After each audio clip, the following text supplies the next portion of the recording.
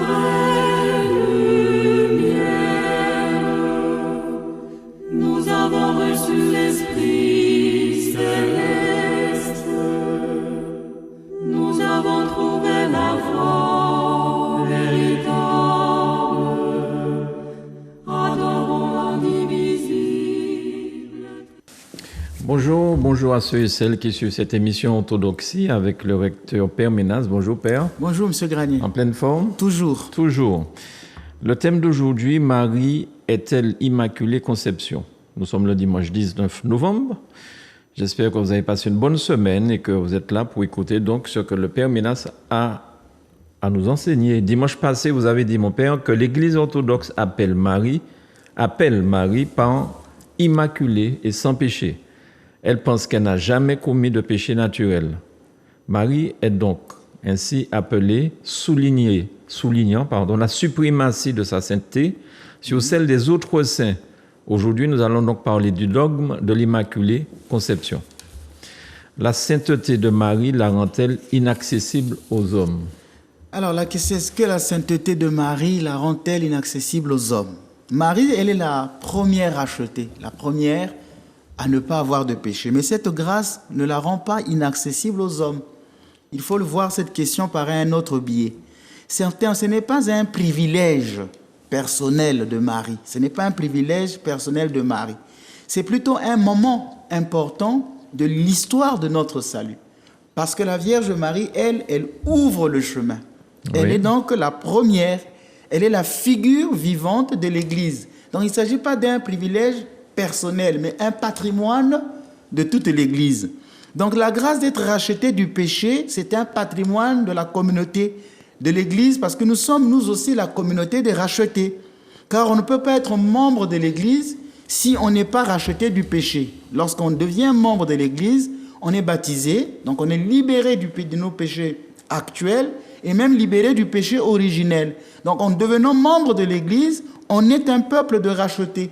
Et c'est Saint Jean Chrysostome qui le montre en disant que depuis qu'elle existe, l'Église est sans la tâche du péché. Donc l'Église est sans la tâche du péché. Donc la sainteté des membres de l'Église, elle est sous la tension du déjà là et du pas encore. Il y a le déjà là qui est la mère de Dieu. Elle réalise déjà ce que nous allons devenir, c'est le déjà là. Et nous sommes sous la tension du pas encore. Nous cheminons. Marie donc devance l'Église. Et je disais tout à l'heure qu'elle ouvre la marche. Elle devance l'Église. Elle est son déjà là. C'est ce privilège, mais ce n'est pas un patrimoine de Marie. Car l'Église hérite aussi du même mystère. L'un et l'autre ont la même vocation. L'une et l'autre, la Vierge et l'Église, l'une et l'autre ont la même vocation.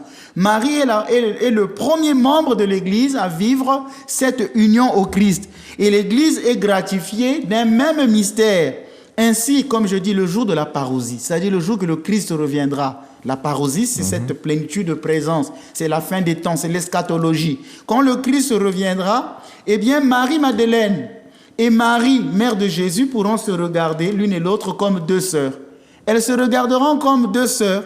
L'une pourra dire à Marie, « Marie, la grâce qui a fait de toi la rachetée du péché, c'est la même grâce qui m'a pardonné de mon péché. » Au point que cette grâce nous a situés, toi, au terme du chemin, et moi, sur la route qui y mène. Donc, c'est une grâce aussi de l'Église. On peut donc dire, en d'autres manières, que Marie est l'icône du peuple des rachetés. Elle est l'icône du peuple des rachetés. Elle est l'image de ce que nous deviendrons. Je veux mettre en parallèle deux chapitres bibliques. C'est Cantique des Cantiques, chapitre 4, le verset 7. Ce cantique dit « Tu es toute belle, en toi il n'y a pas de tache. » Tu es toute belle, en toi il n'y a pas de tache. Et Éphésiens chapitre 5, verset 27 dit « Cette église belle, sans tache, ni ride, ni aucun défaut, il la voulait immaculée et irréprochable. » Donc la pensée de Dieu, c'est que Dieu veut que l'église soit immaculée, irréprochable, belle et sans tache. Et déjà dans le Cantique des Cantiques, Salomon parle de la beauté de cette épouse, en disant « Elle est belle et elle est sans tache. » Or, ce passage qu'on vient de lire à la lumière d'Éphésiens nous révèle et la beauté de l'Église et la beauté de Marie. Donc, Marie personnifie l'Église. Ce texte peut donc s'appliquer et à Marie et à l'Église, mais Marie étant l'icône. Donc en fait, nous pouvons donc comprendre que lorsque Dieu a créé le monde, comme je le disais la dernière fois, c'est que c'est les yeux tournés vers Marie que Dieu créait Ève. Ève était sans péché, mais c'est les yeux tournés vers Marie que Dieu créait Ève. Donc Dieu a toujours voulu que sa mère soit belle, qu'elle soit la toute belle. C'est Saint Grégoire Palamas, c'est un grand théologien de l'Église orthodoxe qui parlait des énergies divines. Il est mort en 1359. Saint Grégoire de Palamas, qui fut un moine du mont Athos, puis archevêque de Thessalonique. Et en passant, j'ai visité sa tombe parce que j'étais très malade, je n'arrivais pas à marcher. Et on m'a emmené à la tombe de Saint Grégoire Palamas à Thessalonique. Quand je suis rentré dans cette tombe pour vénérer cette tombe, une énergie divine dont il parlait lui-même a traversé mon corps et je me suis mis à marcher. J'avais bénéficié d'une grâce de Saint Grégoire Palamas parce qu'à une période de ma vie, je n'arrivais pas à marcher. J'ai fait 6 mois, je n'avais que des béquilles. Je ne sais pas si c'était lié à mon ascèse, mais je suis allé dans la tombe de Saint Grégoire Palamas et là, j'avais été guéri. C'était juste une parenthèse. Saint Grégoire Palamas disait « Voulant créer une image de la beauté absolue et manifester clairement aux anges et aux hommes la puissance de son art, Dieu a fait véritablement Marie toute belle. Il a fait d'elle comme un mélange de toutes les perfections divines, angéliques et humaines. Une beauté sublime, embellissant les deux modes, s'élevant de la terre jusqu'au ciel et dépassant même ce dernier. C'est ce que dit Saint Grégoire Palamas dans ce qu'on appelle Homélie sur la dormition. Et donc vous allez voir que lors des apparitions, lorsque la Vierge Marie apparaît, elle apparaît toujours soit une jeune fille de 15 ans, l'âge où elle enfanta le Christ, soit une femme mûre, mais jamais vieille. C'est parce que Marie est belle. On ne peut pas dire j'ai vu une Vierge Marie qui était vieille. Marie apparaît toujours sous la forme d'une jeune belle femme. C'est ce visage rempli de beauté que Gabriel a contemplé le jour de l'Annonciation. C'est pourquoi je vous ai parlé de ce tropère que l'Église orthodoxe chante tous les soirs à la prière des Complis. Voici ce que dit cette prière. Devant la grâce et la beauté de ta virginité, devant la splendeur rayonnante de ta pureté, Gabriel, saisi d'étonnement, s'écrie « Mère de Dieu, quel éloge digne de toi pourrais-je te présenter? Quel nom te donnerais-je? Je suis dans l'embarras et la stupeur. Ainsi qu'il m'a été prescrit, je te dirai Kéré, réjouis-toi, ô comblé de grâce. » Donc le visage de Marie n'est pas terni par le péché. Et c'est ce qui fait l'admiration de Gabriel. Sa beauté reflète celle de son fils. Puisque Jésus est le plus beau des enfants des hommes, Marie devient aussi la plus belle des enfants de femmes. Elle surpasse, sa beauté surpasse celle des anges. C'est pourquoi c'est la seule créature devant qui les anges s'inclinent. Marie est la seule créature devant qui les anges s'inclinent. Elle est inférieure aux anges par sa nature corporelle, mais elle est en dessous des anges par la grâce que Dieu lui a donnée. Elle est donc plus vénérable que les chérubins et plus glorieuse que les séraphins. Bien. Alors, puisqu'aujourd'hui, Père Ménas, nous parlons de l'Immaculée Conception, vous êtes orthodoxe, je le rappelle. Pourquoi les orthodoxes refusent de croire à ce dogme? Alors, aujourd'hui, je ne veux pas, au cours de cette émission qui va être écoutée par beaucoup de catholiques, je voudrais d'entrée de jeu dire, je ne peux jamais me permettre de mépriser les dogmes des catholiques. Et comme je le dis, je suis devenu orthodoxe pour ne pas être l'ennemi des catholiques. Je suis le frère de tous. Donc aujourd'hui, mon but de cette émission, ce n'est pas de dire, comme font beaucoup d'orthodoxes, ce dogme-là, vous savez, hein, il n'existe pas. Je ne le reconnais pas. Ce n'est pas un dogme orthodoxe. Ça n'existe pas. D'abord, de mon point de vue, je dis, je ne suis pas venu à la télévision pour critiquer ce dogme, et c'est ce que je fais dans mon livre. Vous savez que le dialogue catholico-orthodoxe exige des attitudes nouvelles pour aborder des dogmes mariologiques. Il ne suffit pas de se frapper l'un et l'autre ou de s'excommunier. Ce n'est pas ça le but.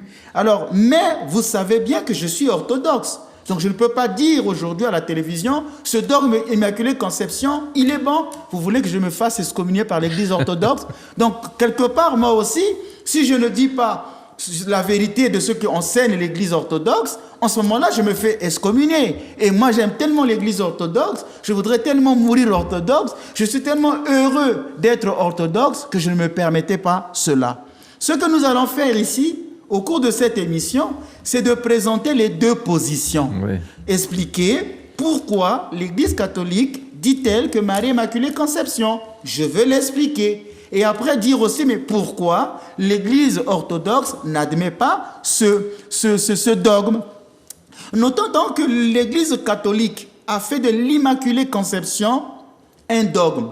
Elle proclame par la voix du pape Pie IX en 1854, c'est dans la bulle Munu Fecetissimus Deus, c'est dans cette bulle pontificale en 1854 que le pape Pie IX dit: la très sainte Vierge Marie, Mère de Dieu, en prévision des mérites de Jésus-Christ, notre Seigneur et Rédempteur, n'a jamais été soumise au péché originel. Et par conséquent, a été rachetée d'une manière plus sublime. Sublimori modo rempta. D'une manière sublime. Donc l'Église catholique prononce l'anathème sur tout fidèle qui refuse de croire en ce dogme. Si un catholique venait à dire que Marie n'est pas Immaculée Conception, ipso facto, il est hérétique, il risque de recevoir ce qu'on appelle ici l'anathème, l'excommunication. Donc c'est pourquoi je disais qu'il y a beaucoup de catholiques qui me suivent. Je ne vais pas quand même dire à ces catholiques, écoutez, ne croyez pas en ce dogme. Je serai contre mes frères catholiques. Moi, j'ai toujours dit, il vaut mieux être un bon catholique que d'être un mauvais orthodoxe. Vous voyez, donc mon but ici, c'est de ne pas faire que les gens deviennent orthodoxes. Mon but ici, c'est que les gens soient aussi des bons catholiques. Donc, vaut mieux être un bon catholique que d'être un mauvais orthodoxe. Donc, quiconque dit que Marie n'est pas Immaculée Conception, je dis bien tout catholique qui oserait le dire, en ce moment-là, il devrait être excommunié. Et souvent, les catholiques parlent de l'apparition de la Vierge Marie à Lourdes. En effet, la Vierge Marie est apparue à Lourdes le 11 février, et donc jusqu'au 16 juillet d'ailleurs, jusqu'en 1858, donc soit 4 ans après la proclamation de ce dogme. Et quand la Vierge Marie est apparue à Lourdes, elle est venue dire à Sainte Bernadette, « Je suis l'Immaculée Conception ». Et c'est là où les catholiques disent, mais Marie elle-même l'a confirmé, que je suis l'Immaculée Conception. Mais tout à l'heure, je vous dirai, non, ce dogme ne doit pas s'appuyer sur l'apparition de Lourdes. Je donnerai des raisons. Donc, est-ce que Marie fut-elle préservée du péché originel? Le péché originel, c'est quoi? C'est un état qui fait que tout homme qui naît est privé de la grâce de Dieu. Ce n'est pas un péché commis, mais c'est un état. On est dans cet état. L'enfant qui naît n'a pas fait de l'adultère. Et comment on sort? Par le baptême. Donc, un enfant qui vient de naître ne naît pas, il n'a pas commis l'adultère, l'enfant ne ment pas, l'enfant ne tue pas. Mais c'est là où on disait, les gens disent, mais pourquoi vous baptisez les enfants? Ils n'ont rien compris. Le baptême ne concerne pas que les péchés commis.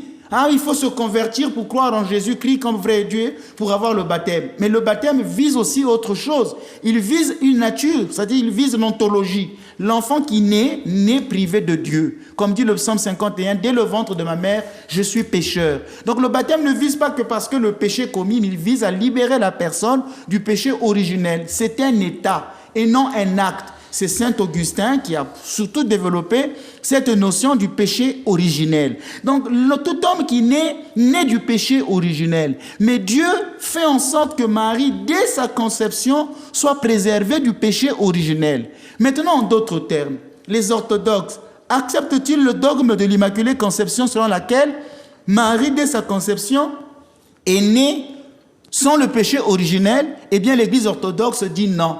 Parce que ce dogme est une innovation théologique. Je pèse mes mots ici à la télévision. C'est une innovation théologique. Je ne le pèse pas non seulement à la télé, mais dans mon livre. C'est une innovation théologique de l'Église catholique.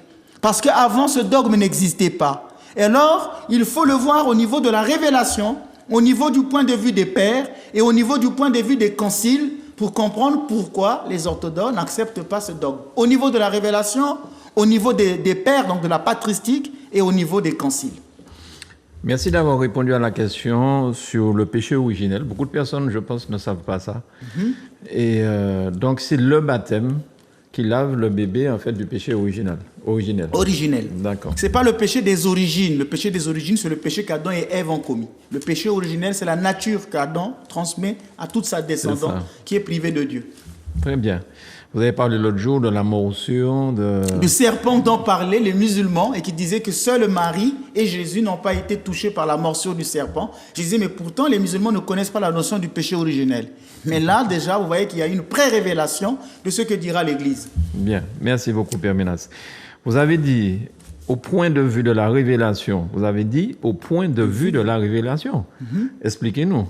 Alors, vous voyez que les gens disent que Dieu, parce que le Christ est apparu à Sainte Bernadette, que pour confirmer ce mystère, beaucoup de catholiques disent cela. Alors, je voudrais aujourd'hui que les choses soient claires.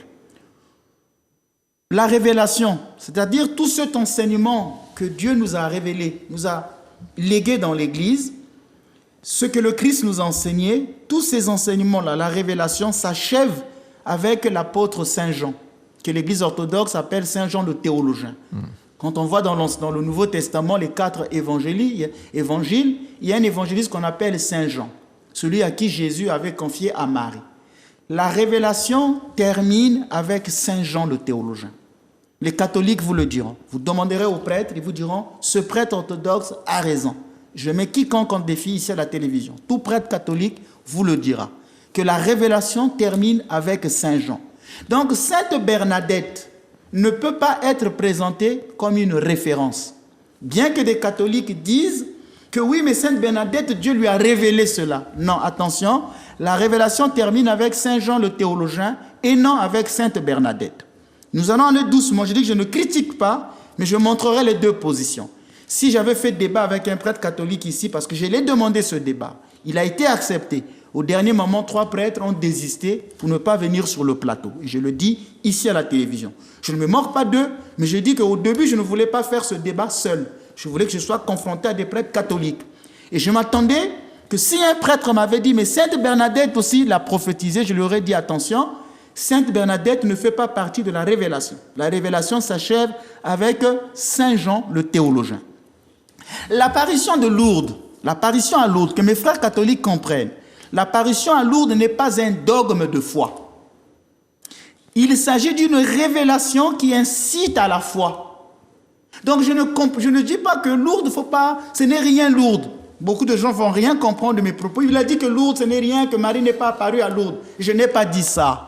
J'ai tout simplement dit d'abord, d'un point de vue théologique, l'apparition à Lourdes n'est pas un dogme de la révélation. C'est une apparition qui incite à la foi. La Vierge Marie a dit, allez dire aux prêtres de construire les églises. C'est ça le rôle de Marie, c'est de nous conduire vers Jésus. Elle nous demande de construire les églises parce que dans l'église, on célèbre l'Eucharistie. Parce que les gens vont se confesser, les gens vont s'approcher de Dieu. Vous voyez que Marie ne fait pas écran à Jésus. Marie n'est pas une rivale. Et à Lourdes, Marie révèle cela. Donc elle incite les gens à la foi. Maintenant, donc je n'ai pas nié Lourdes. J'ai vu les fruits spirituels. L'apparition à Marie à Lourdes, même si elle a reçu une approbation officielle des autorités catholiques, qui l'ont certainement reconnue, contrairement à Medjugorje, qui n'est pas encore reconnu. Beaucoup de gens vont à Medjugorje, c'est une révélation privée, ce n'est pas encore reconnu. Mais Lourdes a été reconnue officiellement par l'autorité catholique. Mais elle reste toujours une apparition privée qui n'ajoute rien au patrimoine de la foi, puisque la révélation termine avec Saint Jean. Donc l'apparition de Lourdes n'ajoute rien au patrimoine de la foi. Si un prêtre me dit, mais qu'est-ce qu'il raconte? Je le renvoie à un document catholique. C'est le Concile du Vatican II qui affirme avec résolution dans un texte qu'on appelle Dei Verbum, DV numéro 4. L'Église catholique affirme il n'y a pas à attendre d'autres révélations publiques avant la manifestation glorieuse de notre Seigneur Jésus-Christ. Donc s'il faut s'appuyer sur les visions, s'il faut dire, mais Sainte Bernadette a dit que l'ange Marie lui a dit, je suis l'Immaculée Conception. Donc là, c'est une vision que Sainte Bernadette a eue. D'accord, moi je crois que Sainte Bernadette l'aurait dit. D'accord, c'est une vision. Mais s'il faut s'appuyer sur les visions, il faut aussi croire Sainte Catherine de Sienne. Sainte Catherine de Sienne est une sainte catholique. Elle affirme le contraire. Elle dit que le Christ en personne lui avait dit que Marie n'est pas Immaculée Conception. Sainte Catherine dit qu'elle a eu une vision. Le Christ lui dit que Marie n'est pas Immaculée Conception. Donc, qui faut-il croire? Sainte Bernadette ou Sainte Catherine? Les deux ont bien eu des visions. Cette subtilité de mon langage, c'est pour dire à mes frères catholiques, attention, dans l'Église, les dogmes ne s'appuient pas sur les visions simplement des saints. Cela ne signifie pas, et je rajoute, que je ne doute pas de l'apparition de Marie à Lourdes. J'ai moi-même été invité à Lourdes. Pendant une semaine, j'ai été prêché à Lourdes. J'ai même été invité à Lourdes. Si je ne voulais pas, je n'y allais pas. Donc c'est pour dire, je ne doute pas. Mais il ne faut pas faire de Lourdes la référence dogmatique de ce dogme de l'Immaculée Conception. Par rapport à ceux qui ont entendu Sainte Bernadette, je suis l'Immaculée Conception. Elle aurait peut-être pu entendre, je suis conçue immaculée. Ça allait être une autre phrase. Je ne veux pas élever le niveau. Aujourd'hui, je m'attendais à un débat. Immaculée Conception, conçue sans péché, ça allait être autre chose. Par rapport à ceux qui ont entendu Sainte Bernadette, puisque je ne peux ni infirmer, ni confirmer, je ne peux pas refuter. Parce que moi, devant les mystères, je ne veux pas faire des péchés. Je ne veux pas être comme mes frères orthodoxes qui disent tout et non. Quand tout ce qui est catholique, non. Moi, je ne veux pas rentrer dans le péché. Il se peut que Sainte Bernadette a réellement entendu cela. En tant qu'orthodoxe, je prends une voie. La voie que moi j'emploie ce soir, c'est de dire c'est la docte ignorance. La docte ignorance. C'est-à-dire, devant le mystère, comme chante l'hymne orthodoxe, il faut que toute langue fasse silence. Que fasse silence toute langue. Je préfère garder le silence. Je ne veux pas dire non, c'est faux. Marie n'a jamais dit à Bernadette, je suis l'Immaculée Conception. En tout cas, ce soir, officiellement, je dis, je ne donne pas mon point de vue. Je préfère garder l'humilité. Il se peut qu'elle ait entendu ça. Dieu seul le sait. Alors, moi, c'est de garder, de dire que toute langue fasse silence. Je suis certainement influencé par Pascal. Moi, j'aime bien Blaise Pascal dans les Pensées. Au numéro 267, Blaise Pascal, le philosophe, déclare « La dernière démarche de la raison est de reconnaître qu'il y a une infinité de choses qui la surpassent. Elle n'est que faible si elle ne va pas jusqu'à connaître cela. Que si les choses naturelles la surpassent, que diront-on des choses surnaturelles ?» C'est pourquoi je dis, je ne peux pas dire que c'est faux, je ne peux pas dire que c'est oui, mais simplement dire qu'attention, on n'appuie pas le dogme de l'Immaculée Conception uniquement que sur cette apparition à Lourdes. Toutefois, pour l'Église catholique, même si l'apparition de la Vierge Marie à Lourdes ne fait pas partie de la révélation, je viens de le dire, et tout catholique le dira, il s'agit peut-être d'une clarification de ce qui reste implicite. Il s'agit peut-être, l'apparition de Lourdes pour moi, Père Ménas, reste une clarification de ce qui est certainement resté implicite. Et donc là, les catholiques comprendront pourquoi j'ai dit ça.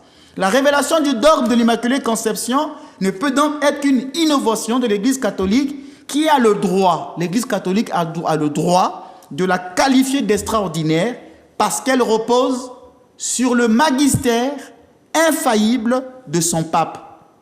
Ce n'est pas d'abord Bernadette, mais parce qu'elle repose sur le mystère infaillible de son pape. Donc tout catholique doit croire en ce dogme parce qu'il est proclamé par le pape, et dans l'Église catholique, on dit que le pape est infaillible.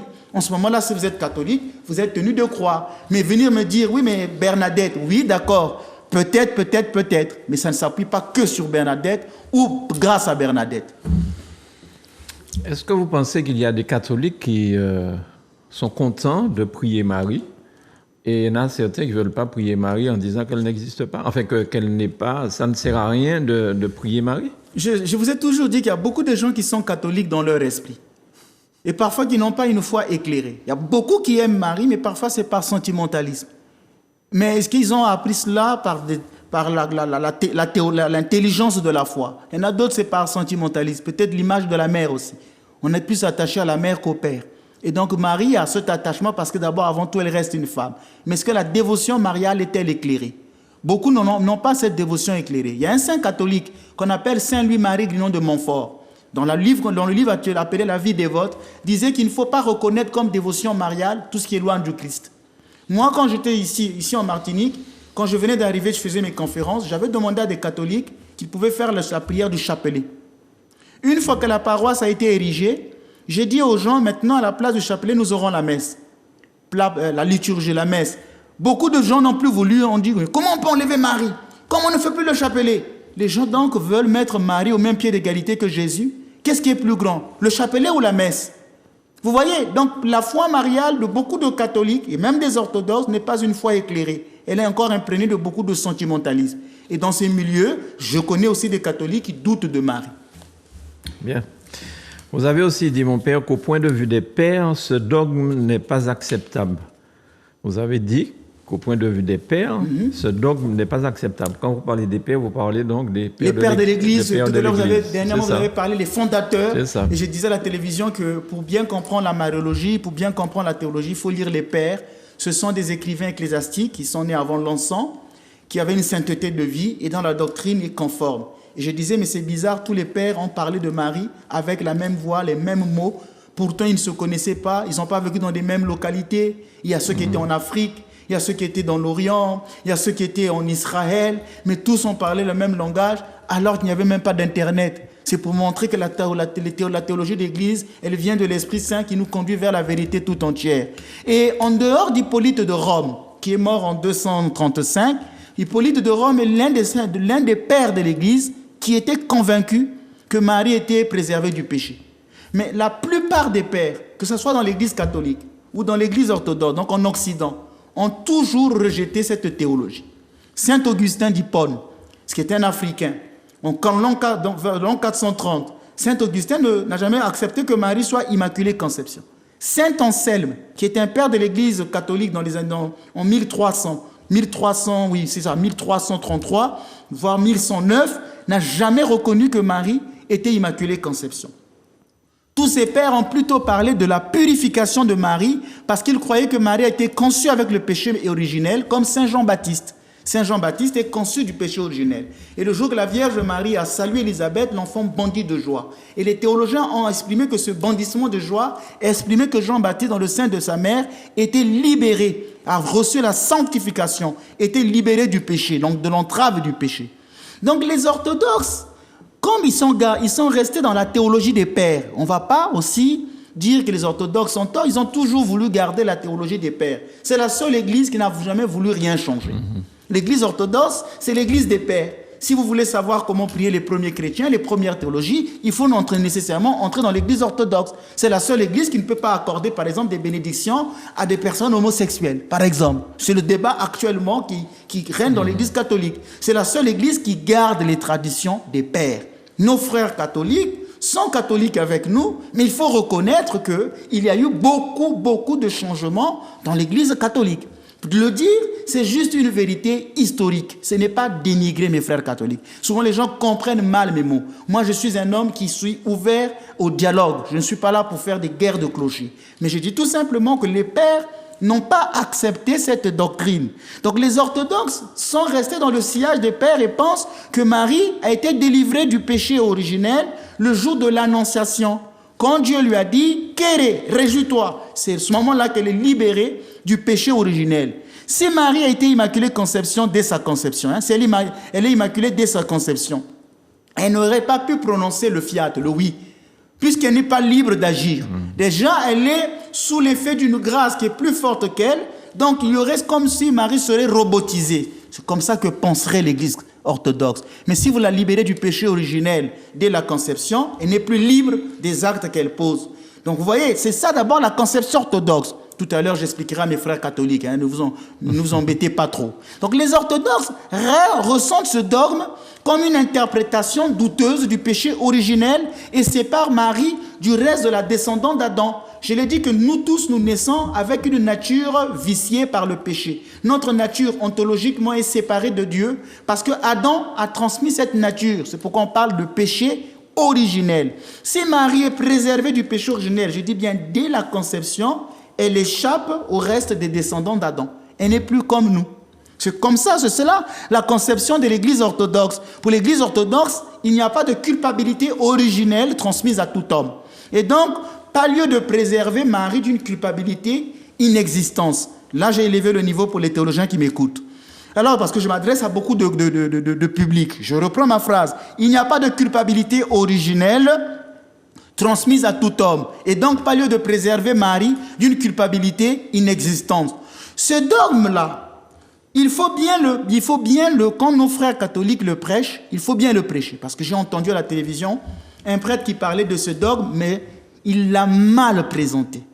Comment? Il disait que oui, mais vous savez qu'il fallait que Marie soit préservée du péché pour que Jésus, son fils, ne puisse pas naître avec une nature viciée.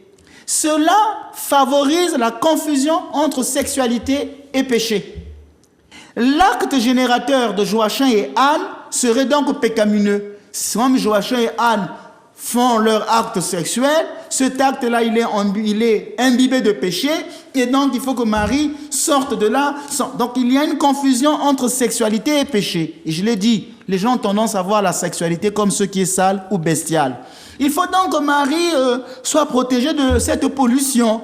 Nous risquerons ici de tomber dans ce qu'on appelle le proto-évangile de Jacques. C'est au chapitre 1. C'était un écrit qui n'a pas été canonisé par l'Église catholique et orthodoxe, qui n'a pas été reconnu dans le canon des Écritures. Le proto-évangile de Jacques affirme que Joachim, étant stérile, avait quitté Anne, est allé prier. Et quand elle rentre dans sa maison, elle apprend que Anne a conçu. Comme si la grossesse ne venait pas de Joachim. Donc Marie est conçue de façon immaculée, loin de toute contamination sexuelle. C'est ce que veut nous montrer ce proto-évangile, comme si Joachim n'était pas le père, alors que tout cela c'est faux. Donc il faut que nos frères catholiques comprennent que quand on parle de l'Immaculée Conception, cela ne veut pas dire que le péché est pécamineux. Parce que le présenter comme ça, ce don sera mal compris. Maintenant, je vais expliquer la position de l'Église catholique. Et c'est la position qui est la meilleure, que moi j'aime. D'ailleurs, l'Église catholique s'appuie plutôt sur un autre théologien qu'on appelle Duns Scott.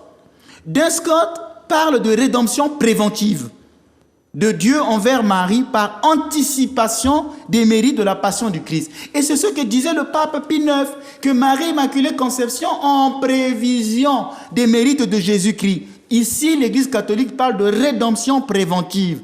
Déjà, Saint Augustin disait, d'ailleurs c'est quand même bizarre, celui qui a refusé ce dogme le disait déjà en prémisse. Il disait ceci, qu'il y a deux manières de racheter quelqu'un. L'un en le relevant de sa chute, l'autre en l'empêchant de tomber. Si vous voyez un enfant qui est en train de tomber dans une mare d'eau, si vous pourrez exprimer votre amour, c'est de le retenir pour qu'il ne tombe pas. C'est une manière d'exprimer l'amour que d'attendre que l'enfant tombe. Donc c'est comme si Dieu, par prévention, par prévision, fait ce qu'on appelle ici une rédemption préventive, prend Marie pour qu'elle ne tombe pas dans ce bourbier qui est le péché originel. Marie, donc c'est ainsi que plus tard, Duns Scott dira qu'il y a plus d'amour de préserver quelqu'un du mal que de permettre qu'il tombe par le péché pour l'en libérer ensuite. Mais c'est sous-estimer Dieu dans cette histoire. Non, c'est pas sous-estimer Dieu. C'est montrer la toute-puissance de Dieu, que Dieu est capable de tout. Vous voyez, c'est comme un médecin. Il y a ce qu'on appelle les médicaments qui soignent, mais il y a aussi des vaccins qui préservent. Donc le vaccin nous prévient des maladies. Les médicaments nous soignent. Mais pour l'Église catholique, en Marie, Dieu fait comme le vaccin. Il prévient. C'est ce qu'on appelle ici une rédemption préventive. Donc, ça veut dire qu'il faut que j'explique les deux positions. Tout à l'heure, j'ai dit qu'attention, ça peut être mal vu comme si c'était un problème de sexualité. Et je remets dans son contexte ce que l'Église catholique réellement enseigne. Donc, Marie a bénéficié d'un privilège unique. Un privilège de la rédemption, non rétroactivement, comme le reste de l'humanité pécheresse. Nous nous sommes pardonnés. Loin donc d'entrer dans le débat. Que peut-on dire? Est-elle immaculée pendant la conception ou à l'annonciation? Alors moi, Père Ménas, comme je l'ai dit dans mon livre, je ne me permets pas de critiquer les dogmes orthodoxes.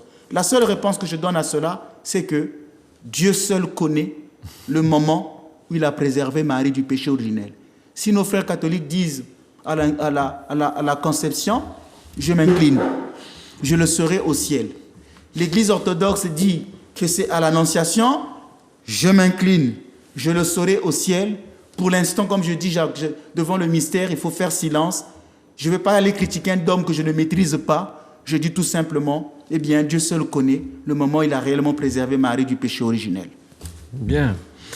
Vous avez dit qu'au point de vue des conciles, ce dogme ne passe pas. Soyez un petit peu plus précis. Voilà, donc j'ai parlé au point de vue de la rédemption. Je parle au point de vue des pères. Maintenant, au point de vue des conciles. Les conciles, c'est quand les églises se réunissent ensemble. Jusqu'au 9e siècle, les catholiques et les orthodoxes ne s'appelaient même pas catholiques orthodoxes, c'était les orientaux et les occidentaux. Se sont toujours réunis pour essayer de débattre les grandes questions théologiques. Marie, Mère de Dieu, nous l'avons définie au concile de Nicée. À Chalcédoine, nous avons parlé des natures du Christ. Au concile de Nicée, nous avons défini la divinité du Christ. Jusqu'au 7e siècle, jusqu'au 7e concile œcuménique, d'ailleurs, le pape de Rome avait joué un grand rôle dans ce concile, puisqu'il y avait des orientaux qui commençaient même à brûler des icônes. Pourtant, la théologie des icônes est venue de l'Orient. À un moment, l'Église orthodoxe avait commencé à rejeter cette théologie. C'est le pape de Rome qui a encore affirmé les gens de vénérer les icônes. Vous voyez qu'on était la même église jusqu'au concile. Mais aujourd'hui, le dogme de l'Immaculée Conception a été proclamé en dehors des conciles qui réunissaient les catholiques et les orthodoxes. C'est pourquoi je dis qu'au point de vue des conciles, ça va être difficile. Si l'Église orthodoxe refuse ce dogme, c'est tout simplement parce qu'elle a été proclamée en dehors des conciles catholico-orthodoxes. Or que pour qu'il y ait un 8e concile, puisque pour nous, l'Église catholique a connu beaucoup de conciles, concile de Latran, concile de Vatican I, concile de Vatican II, concile de Trente. Il y a eu beaucoup de conciles dans l'Église catholique. L'Église orthodoxe est restée jusqu'au 7e concile, s'est arrêtée là. Donc si vous faites un nouveau concile avec les orthodoxes, ce concile sera appelé le 8e concile œcuménique. Or, ce concile ne sera ni œcuménique, ni le 8e, tant que l'Église catholique n'accepte pas de revenir aux décisions des premiers conciles. C'est ça que l'Église orthodoxe dit. Si vous voulez qu'on dialogue avec les catholiques, nos frères catholiques, il faudrait d'abord que vous puissiez effacer le filioque du credo. Il faudrait revenir à la date de Pâques, comme nous l'avons défini. Une fois que l'Église catholique va reprendre la théologie des pères, revenir dans ce que les apôtres ont laissé. En ce moment-là, nous pourrions discuter du problème de l'Immaculée Conception de Marie. C'est ça qui pose un problème. C'est parce que c'est un dogme qui est défini en dehors de l'Église orthodoxe. Donc ça, c'est pourquoi je disais au point de vue de la révélation, au point de vue des pères, mais au point de vue des conciles. Maintenant, pour faire une synthèse, je voudrais dire ceci. La manière de parler de la sainteté de Marie, elle est un peu légèrement différente dans l'Église catholique comme dans l'Église orthodoxe. Les uns disent que oui, bon, elle est immaculée à la conception, l'autre non, c'est à l'annonciation. C'est cela notre désaccord. Mais moi, dans mon livre, je dis, mais il faut qu'on aille au-delà des désaccords. Pourquoi on continue à se disputer? Les catholiques, les orthodoxes reconnaissent que Marie est immaculée, c'est-à-dire qu'elle n'a jamais commis de péché. C'est ce point-là qui fait notre communion, notre union, notre réconciliation avec les catholiques et les orthodoxes. Les deux églises reconnaissent Marie comme immaculée. Si les autres ajoutent conception, les autres non, tout, ce sont des discussions des hommes, de l'église. Ils ont aussi leurs faillites, leurs faiblesses. Pour moi, je me dis, de toute façon, un catholique, c'est mon frère, parce que nous deux, nous reconnaissons que Marie n'a jamais commis de péché. Point, barre. Et je voudrais terminer donc avec cette phrase de John Breck. C'est un théologien orthodoxe qui a écrit l'écriture de la tradition. Il dit, c'est une phrase très majestueuse. Il dit ceci: aucun mot humain ne peut convenablement exprimer la beauté et la profondeur du mystère qui entoure la Vierge Marie. Caché au prince de ce monde, le mystère de Marie est par bien des côtés caché aux croyants aussi. Un jour, chacun de nous aura pleinement conscience de la vérité et de la beauté, telles qu'elles apparaîtront dans le royaume de Dieu. Pour le moment présent, nous devons nous contenter de nos images maladroites et de nos liturgies balbutiantes, en essayant bien modestement d'offrir la louange et la glorification due à la Mère de Dieu. Alors, mon père, je vais vous demander, on fera une petite pause. Oui. On va juste regarder avant la dernière question très très importante, donc restez là. Restez regarder donc cette petite vidéo qu'on va vous diffuser maintenant et on revient sur le plateau. Le Père Ménal, c'est moi. À tout de suite.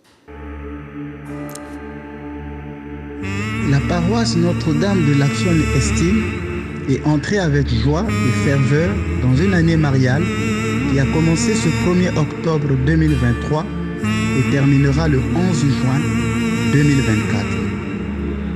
La scène de Cana nous donne 3 leçons sur la puissance de l'intercession de la Vierge Marie. Tout d'abord, on manqua de vin. Marie voit qu'il manque de vin. Elle voit le besoin, la souffrance des époux. Marie est celle qui voit nos besoins, notre détresse. Ensuite, elle se tourne vers son fils. Ils n'ont plus de vin. Elle est la médiatrice de l'intercession, l'orante par excellence. Elle sait que c'est Jésus seul qui fait des miracles. Quand nous prions Marie, il ne s'agit pas au sens technique d'une prière, mais d'une demande d'intercession. Enfin, elle se tourne vers les serviteurs à Cana et les oriente vers le Christ. Faites tout ce qu'il vous dira. La vocation de Marie est de montrer le chemin. Elle ne tourne pas les gens vers elle, mais vers son Fils. Et voilà que le miracle se produit. l'eau se transforme en vin. Le Christ ne refuse rien à sa mère. Celui qui a refusé de transformer les pierres en pain, le voilà qui transforme l'eau en vin. Pour bénéficier des grâces durant cette année mariale, vous pouvez venir prier avec nous dans notre paroisse et pour ceux qui sont à l'étranger, passer une semaine de retraite spirituelle ici en Martinique. Nous vous invitons de lundi à vendredi de 16h30 à 18h pour des célébrations et acatistes à la Mère de Dieu. Ce sont des prières de louange et de supplications adressées à la Vierge Marie. Chaque samedi, à 14h, vous pouvez participer à la messe divine liturgie. C'est le temps favorable pour vous de brûler des bougies, des cierges auprès de l'icône de la Vierge et de boire de l'eau de la fontaine de la Mère de Dieu ou de la puiser pour vos malades et enfants. Vous pouvez demander aussi 30 jours de messe ou d'office d'intercession au prix de 50 €. En aucun cas, la grâce reçue ne dépendra de cette somme. La paroisse Notre-Dame de l'Action Estime est située au 1442 Bois Carré, au Lamentin. Pour toute autre information, vous pouvez consulter notre site www.paroisseorthodoxedemartinique.org. Vous pouvez nous écrire un mail paroisseactionestime@gmail.com. Vous pouvez contacter le secrétariat de notre paroisse, soit en appelant, soit par WhatsApp au 596 696 61 54 13 ou 596 696 60 51 61. Pour approfondir les mystères de la foi, vous pouvez vous abonner sur notre page YouTube Père Ménas. Chacun est invité à se tourner vers Marie, qui nous invite à nous tourner vers le Christ. Amen.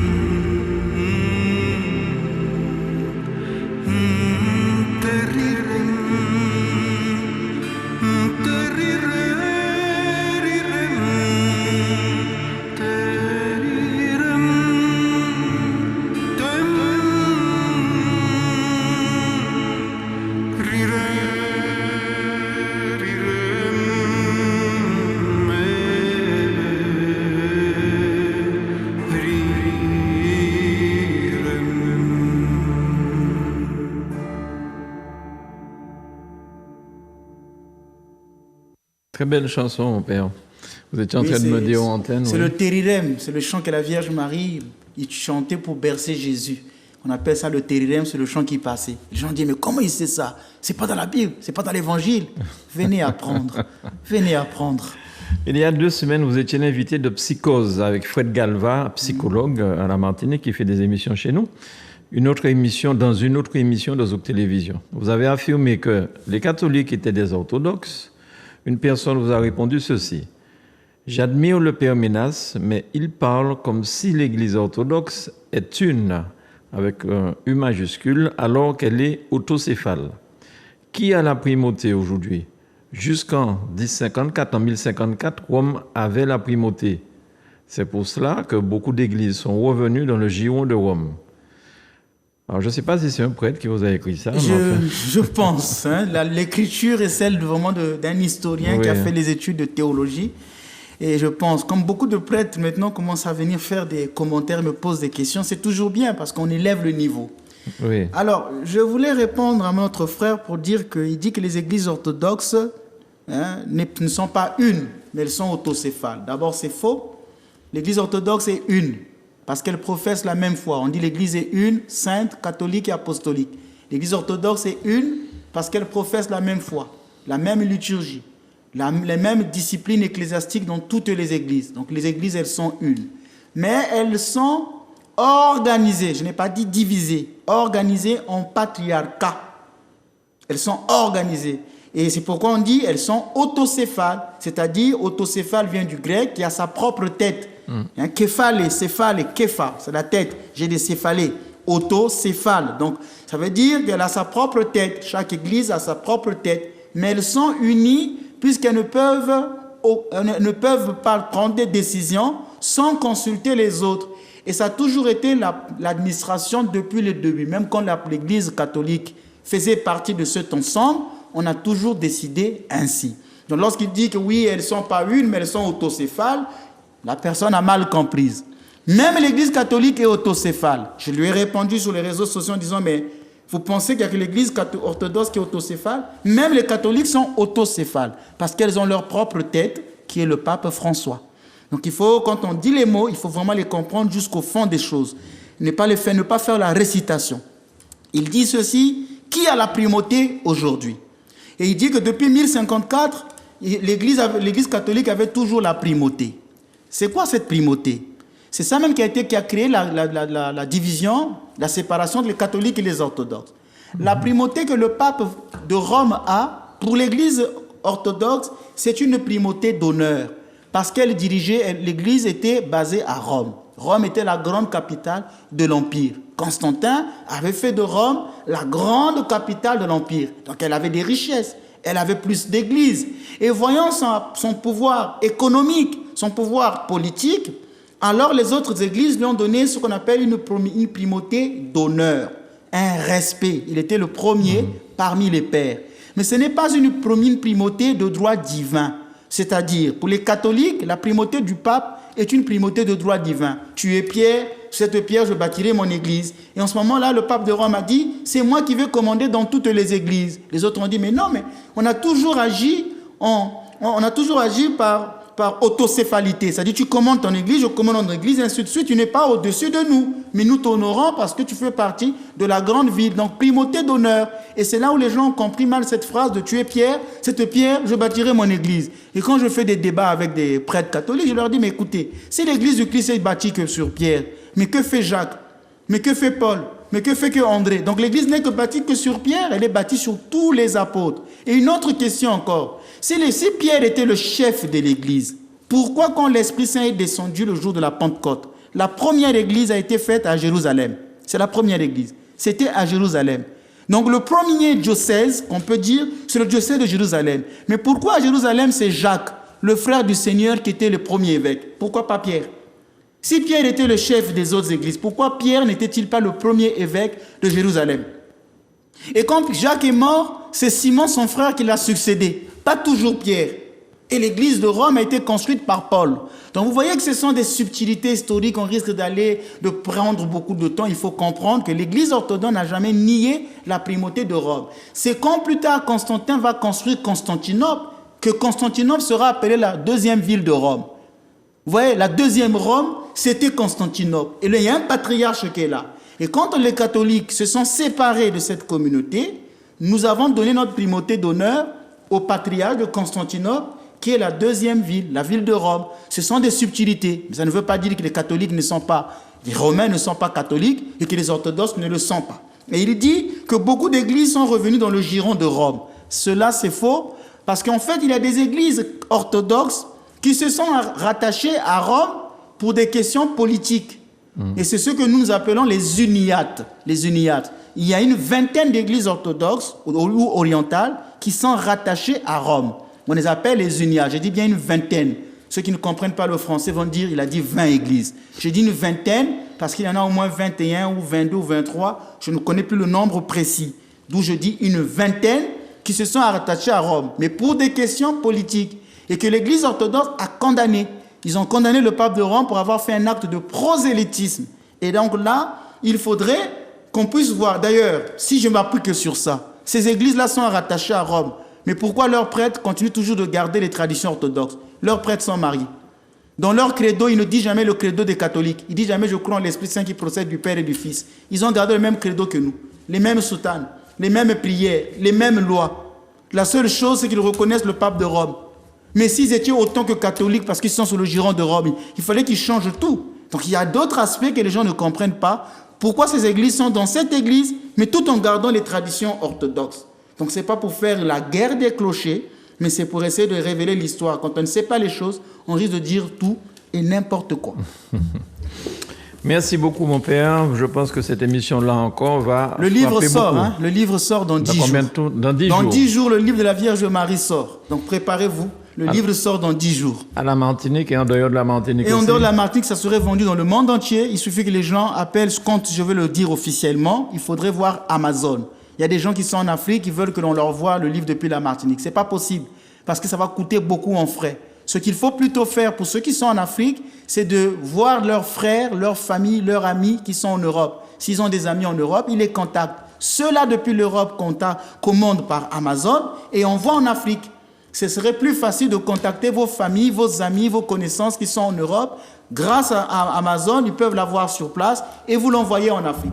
Mais si nous devons l'envoyer depuis la Martinique, ça va vous coûter trop cher. Donc le livre sort dans 10 jours. Très bien. Merci pour toutes ces nouvelles, Père. Je vous souhaite de passer un excellent dimanche, une bonne semaine et dimanche prochain, si Dieu veut, même heure, même antenne. Merci. Bon dimanche à tous.